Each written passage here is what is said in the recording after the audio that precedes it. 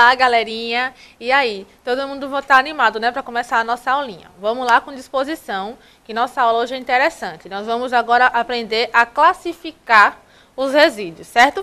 Não só como uma maneira da origem, mas também pela lei, porque já tem uma lei que vai classificar esses resíduos para a gente. Então, vamos ver o título da nossa aula, né? Classificação dos resíduos sólidos. Então, vamos começar. Gente, a gente pode encontrar várias classificações na literatura. Se vocês pesquisarem, vocês vão achar um monte de coisa. Porém, a gente vai ver aqui as que são mais utilizadas, certo? Vamos começar pela origem. Como a gente classifica pela origem, quer dizer o quê? Que é justamente o nome está dizendo tudo, é pela origem. E também vai caracterizar o risco que esse resíduo ele vai causar, tanto ao homem como para o meio ambiente. Então, é baseado nisso que a gente vai classificar os resíduos. Vamos lá. Resíduos sólidos domiciliares, ou RSD, também é conhecido assim. São resíduos originários de atividades domésticas em residências urbanas e é composto por resíduos secos e resíduos úmidos. Gente, quando a gente fala resíduo úmido, a gente também pode encontrar como resíduo orgânico, certo? É a mesma coisa, mas não vamos caraminholar a cabeça por enquanto. É a mesma coisa, ou úmido ou orgânico é a mesma coisa, beleza? Vamos lá. Tá, é uma imagenzinha legal que eu botei para vocês, né? Como é que a gente separa um para lá, o outro para cá, né? Lixo seco para cá, orgânico para lá. Vamos ver lixo seco. Os resíduos secos, gente, são constituídos por embalagens fabricadas a partir de plásticos, papéis, vidros e metais diversos, existindo também produtos compostos como as embalagens longa-vida e outros. A predominância de produtos fabricados com papéis é de 39% e plásticos é 22%. Então, gente, a gente vê que a maioria dos resíduos secos é composto de plástico e papel. O plástico é mais o problema, né? Porque o papel, ele em 6 meses está decomposto, né? Embora a sua fabricação exija corte de árvore, bastante consumo de água, eletricidade. Mas o tempo de decomposição do papel é bem menor que o plástico, que em média está aí de 100 anos. Bem diferente, né, gente? Então, 22% é de plástico. É muita coisa, gente. E esse dado pode ainda ser até maior. Tem pessoas, da literatura, alguns autores que dizem que isso é bem maior, que não é mais 22% como se entendia antes, né? Mas por enquanto ainda está aí nessa estimativa de 22%.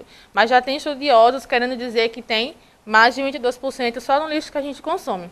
E se a gente olhar por um lado, é verdade, gente, porque, digamos, a gente vai no supermercado comprar. O arroz vem embalado na sacola plástica. O feijão vem embalado na sacola plástica.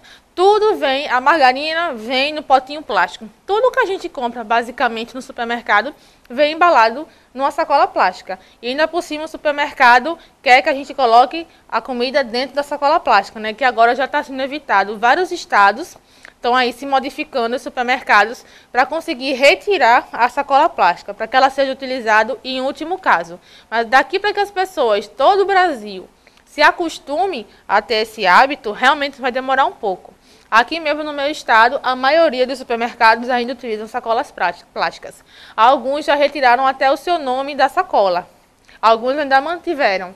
Mas as pessoas ainda não pararam de utilizar, mesmo sabendo de todos os prejuízos que causam. Está lá no supermercado, propaganda da sacolinha de tecido, mas ainda a gente ainda vê muitas pessoas. Eu acho que mais de 90% ainda utiliza sacola plástica.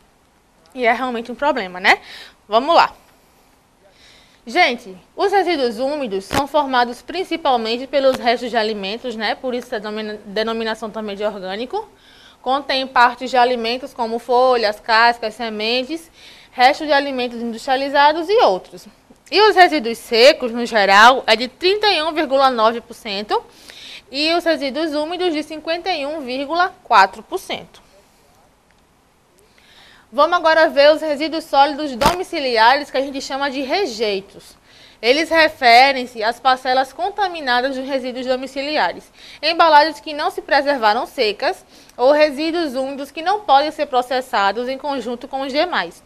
Os resíduos das atividades de higiene e outros tipos. Gente, um exemplo bem prático é que a gente sabe que o papel ele pode ser reciclado, né? A maioria dos papéis podem ser reciclados. Mas o que acontece?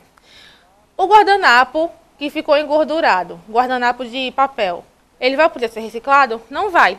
Ele já está contaminado. Então, ele é classificado como lixo úmido e não vai mais poder ser reciclado. Ele pode até ser incluído, mas em outro tipo de reaproveitamento, que é na compostagem. Por ele ser papel e ele se degrada muito rápido, ele pode ser incluso na compostagem, mas ele não pode mais ser encarado como um resíduo sólido seco, certo? Ele vai ser úmido, ele está contaminado, ele não serve mais. Então, usou o guardanapo, contaminou ele com o resto de comida, gordura, saliva, qualquer coisa, ele não presta mais, certo? É um exemplo bem facinho que dá para a gente definir bem essa diferença, porque aqui é um rejeito e não é mais um resíduo que ele pode ser reciclado ou ser reutilizado. Vamos lá. Coloquei aqui, gente, para a gente ter uma noção da maioria das coisas que a gente tem na nossa casa, quanto tempo demora para se decompor. O papel, ele demora de 3 meses a 6 meses, vai depender do papel e do local que ele tiver. O pano, de 6 meses a 1 ano. O filtro do cigarro demora 5 anos. O chiclete também demora 5 anos. A madeira pintada demora 13 anos. O nylon, mais de 30 anos. O plástico, mais de 100 anos. O metal, também mais de 100 anos. A borracha é por tempo indeterminado. O vidro é mais de 1 milhão de anos.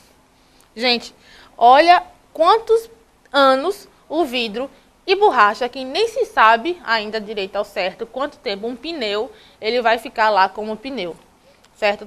Toda uma humanidade morre, nasce, ressurge das cinzas, tem um apocalipse e o pneu está lá. É impressionante porque até agora ninguém conseguiu definir o tempo de vida de um pneu, de uma borracha. E o que mais se tem, infelizmente, no nosso país é pneu. São milhões de pneus que são jogados no lixo todos os anos. É um absurdo realmente, né? E existem formas de se reciclar já, embora seja caro, como fazer asfalto. A gente está fazendo o solado da chinela de borracha de pneu, mas ainda é muito cara essa tecnologia e nem todo mundo tem acesso. Existem formas de se reaproveitar, fazer móveis, fazer jardim, mas também ainda é uma coisa que está se caminhando. E o problema com a borracha ainda é um problema bastante sério. Mas vamos lá. Gente, os resíduos da construção civil e demolição, eles somam um total de 16,7% dos nossos resíduos. E eles são classificados em classe A e classe B. O classe A, eles são reutilizáveis ou recicláveis. E eles correspondem a 80% da composição típica desse material. Já o classe B, eles são recicláveis para outras destinações. E a maioria desses 20% é de madeira. Uma coisa que eu acho legal da madeira que sobra da construção civil e que algumas pessoas tiveram a ideia de utilizar é nas padarias e nas pizzarias. Por quê, gente? Porque sobra muita madeira na construção civil. Infelizmente, aqui no Brasil, a cada 4 casas que se constrói, uma é desperdiçada. Daria para se fazer outra casa só com os restos das 4 casas que foram erguidas. E imagine 20% de madeira. É muita madeira. Então, as padarias e as pizzarias tiveram a ideia de comprar essa madeira ou de receber como doação das construtoras. Então, evita-se que corte-se madeira, que muitas padarias e pizzarias acabam querendo ir para o corte legal de madeira, porque elas não sabem aonde comprar e compram de pessoas que não têm uma procedência garantida.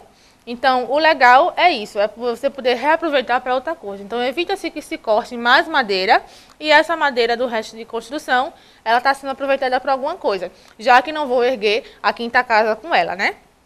Então, já é aí uma forma de se reaproveitar. Vamos lá. Aí, coloquei uma foto para vocês. Gente, outra coisa, que eu acho que eu já até falei aqui, comentei com vocês. Mas o problema com o resto de construção, quando ele não é condicionado e tratado e destinado da maneira correta, é que ele acaba atraindo animais.